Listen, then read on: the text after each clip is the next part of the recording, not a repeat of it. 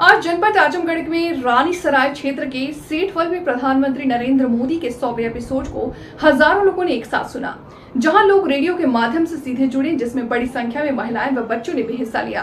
कार्यक्रम में आजमगढ़ के सांसद दिनेश लाल निरहुआ पहुंचे, जहां पे लोगों के बीच मन की बात के प्रसारण को सुना। आज मन की बात में आजमगढ़ के सांसद दिनेश लाल यादव निरहुआ के लोगों के साथ बैठकर सुना।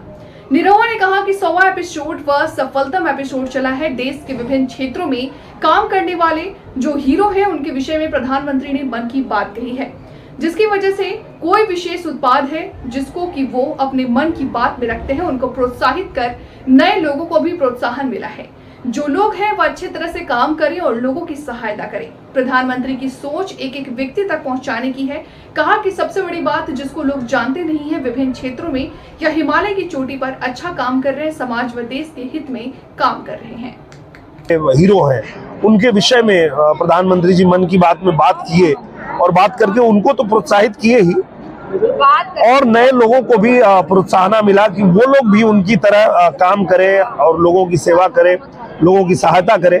तो निश्चित रूप से ये लगातार ऐसे ही चलता रहेगा, क्योंकि प्रधानमंत्री जी की जो सोच है वो एक एक व्यक्ति तक पहुंचने की है। भले वो मन के बात के द्वारा ही पहुंचते हैं, पर वो उनसे अपने मन की बात कहते हैं और इससे देश के लोग भी प्रेरणा लेते हैं और हम जैसे जो कार्यकर्ता हैं वो भी प्रेरणा लेते हैं और सेवा कर पाते हैं।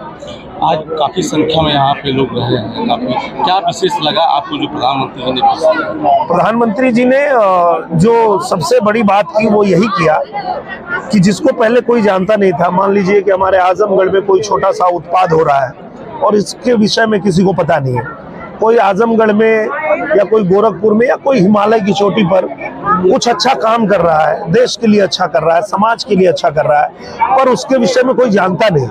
तो प्रधानमंत्री जी ने मन की बात के द्वारा उस विषय पे चर्चा करना शुरू किया मन की बात में, और वो पूरे दुनिया में लोग उसको जानने लगे, उस व्यक्ति को जानने लगे जो समाज की सेवा कर रहा है, जो जनता की सेवा कर रहा है, जो देश की सेवा कर रहा है। तो निश्चित रूप से ये सबसे बड़ी बात है मन की बात की।